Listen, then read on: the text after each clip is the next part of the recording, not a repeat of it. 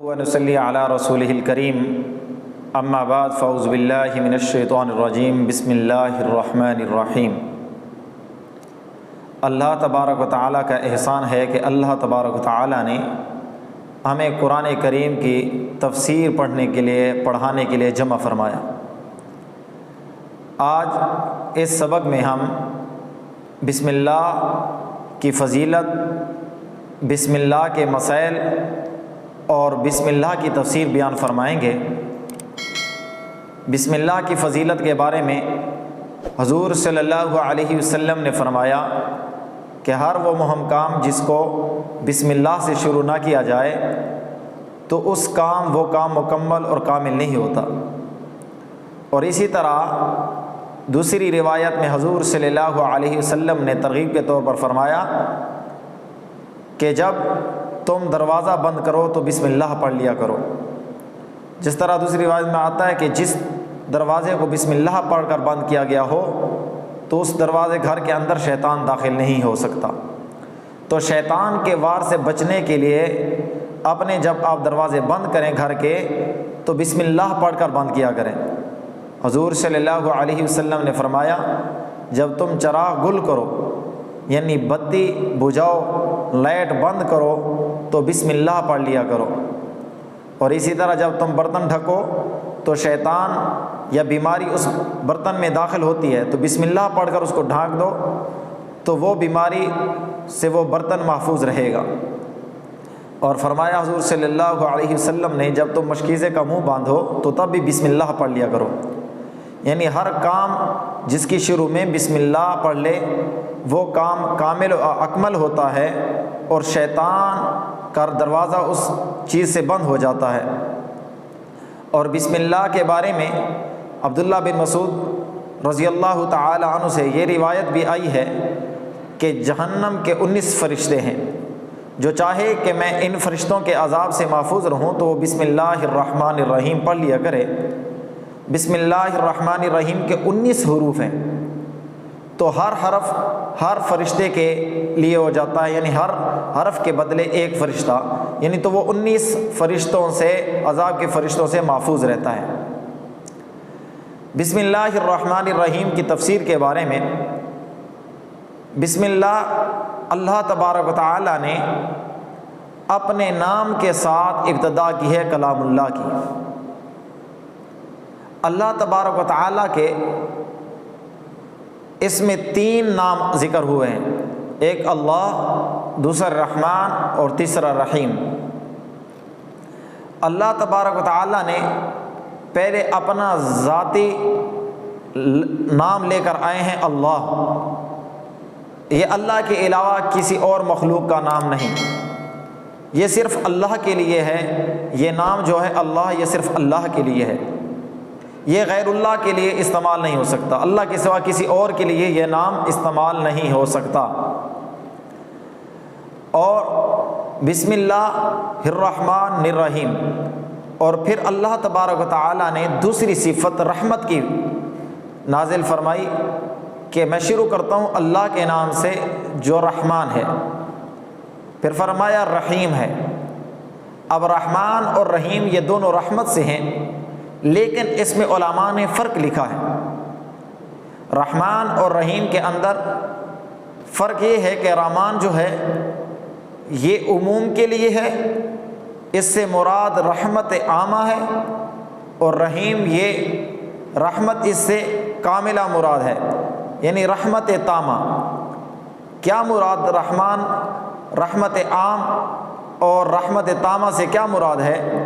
رحمت عام سے مراد یہ کہ اللہ تبارک و تعالی دنیا میں کافر اور مسلمان دونوں کے لیے رحمان ہے۔ جس طرح مسلمان مومن کو اللہ تبارک و تعالی کھلاتا ہے، پلاتا ہے، پہناتا ہے، اسی طرح کافر بھی دنیا میں پہنتا ہے، کھاتا ہے اور پیتا ہے۔ یہ اللہ تبارک و تعالی کی رحمان صفت کی وجہ سے ہے۔ اور اللہ تبارک و تعالی کی دوسری صفت رحیم، یہ قیامت کے دن صرف مومنوں کے لیے ہوگی، یہ خاص ہے۔ قبر کے بعد، مرنے کے بعد یہ رحیم جو صفت ہے یہ صرف مومن کے لیے ہوگی، کافر کے لیے نہیں ہو سکتی۔ مثلا عام اور خاص سے کیا مراد ہے؟ ایک آدمی جو ہے یہ رحمت عامہ تو ہر انسان کو نہیں دے سکتا، یعنی ایک آدمی کے پاس محبت ہے تو وہ کہہ دے کہ میں پوری دنیا کے انسانوں کو برابر کی محبت دینا چاہتا ہوں، تو یہ اس کی بس کی بات نہیں۔ اگر کہے کہ میں اپنی مکمل محبت کسی ایک آدمی کو دینا چاہتا ہوں تو یہ کر سکتا ہے۔ اس لیے فرمایا رحمان جو ہے یہ اللہ تبارک و تعالیٰ کے لیے یہ صفت خاص ہے، کسی انسان کا نام رحمان نہیں رکھ سکتے۔ اگر کوئی آدمی کسی کا نام عبد الرحمن ہو، فضل الرحمن ہو، مطیع الرحمن ہو تو ان کو صرف رحمان بلانا یہ جائز نہیں، ان کو صرف رحمان بلانا جائز نہیں۔ لیکن اگر کسی کا نام عبد الرحیم ہے تو اس کو رحیم کہہ کر بلا سکتے ہیں۔ رحمان کہنا ناجائز ہے کسی انسان کے لیے، اور رحیم کہنا یہ جائز ہے، کس لیے کہ حضور صلی اللہ علیہ وسلم کے لیے یہ لفظ اللہ تبارک و تعالیٰ نے قرآن مجید میں نازل فرمایا بالمؤمنین رؤوف الرحیم، کہ حضور صلی اللہ علیہ وسلم مومنین کے لیے رؤوف اور رحیم ہیں۔ تو اللہ تبارک و تعالیٰ نے اس میں اپنی رحمت کے نام نازل فرمائے۔ اب تفسیر کے بعد کچھ مسائل ذکر کرتے ہیں بسم اللہ الرحمن الرحیم کے بارے میں۔ پہلا مسئلہ یہ ہے کہ قرآن مجید کی ابتدا میں، تلاوت کی ابتدا میں تعوذ اور تسمیہ، تعوذ اعوذ باللہ من الشیطان الرجیم اور تسمیہ بسم اللہ الرحمن الرحیم پڑھنا سنت ہے۔ کیا بھائی؟ قرآن مجید کی ابتدا میں تعوذ اور تسمیہ پڑھنا سنت ہے۔ فَإِذَا قَرَأْتَ الْقُرْآنَ فَاسْتَعِذْ بِاللَّهِ مِنَ الشَّيْطَانِ الرَّجِيمِ، قرآن مجید میں آیا کہ جب تم قرآن کی تلاوت شروع کرو، ابتدا کرو تو اللہ سے پناہ مانگو، تعوذ پڑھو۔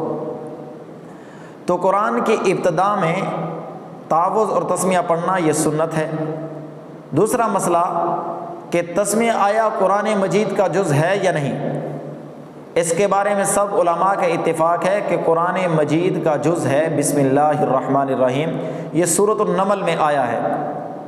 اور ہر سورت کا جز ہے یا نہیں، ہر سورت کے جز یا ناجز ہونے پڑھنے پر علماء میں مختلف رائے ہیں، لیکن پورے قرآن مجید میں سورۃ التوبہ کے بغیر تمام سورتوں کے ابتدا میں بسم اللہ الرحمن الرحیم لکھی جاتی ہے۔ یہاں سے یہ مسئلہ بھی نکلتا ہے کہ بسم اللہ الرحمن الرحیم جب قرآن مجید کی آیت ہے تو کوئی آدمی جنابت کی حالت میں یا عورت حیض و نفاس کی حالت میں بسم اللہ الرحمن الرحیم تلاوت کی نیت سے نہیں پڑھ سکتے، اور اس کو ہاتھ ناپاکی کے حالت میں اس کو ہاتھ بھی لگانا جائز نہیں۔ ہاں اگر دعا کی صورت میں پڑھے، یعنی کھانے کے لیے دعا کی صورت میں کہ اللہ کا نام کے ابتدا ہو جائے، یا برکت کی وجہ سے کہ اللہ کے نام کی برکت شامل ہو جائے، تو اس نیت سے تو آدمی بسم اللہ الرحمن الرحیم پڑھ سکتا ہے، لیکن ناپاکی کی صورت میں اللہ تبارک و تعالیٰ کے کلام سمجھتے ہوئے، قرآن مجید کی آیت سمجھتے ہوئے، تلاوت کرتے ہوئے اس کو پڑھنا جائز نہیں۔ ایک اور مسئلہ کہ ہر نماز کی پہلی رکعت میں تعوذ اور تسمیہ دونوں سورۃ فاتح سے پہلے پڑھنا یہ سنت ہے، اور تسمیہ جو ہے یہ پہلی رکعت کے بغیر دوسری، تیسری یا چوتھی ان رکعتوں میں بھی سورۃ فاتح سے پہلے پڑھنا سنت ہے۔ تو بسم اللہ الرحمن الرحیم یہ اللہ تبارک و تعالیٰ کی کلام میں آیت بھی موجود ہے اور ہر سورت کی ابتدا میں بھی ہے۔ تو اللہ تبارک و تعالیٰ ہم سب کو کلام اللہ سمجھنے اور پڑھنے کی توفیق عطا فرمائے۔ وآخر دعوانا ان الحمد للہ رب العالمین۔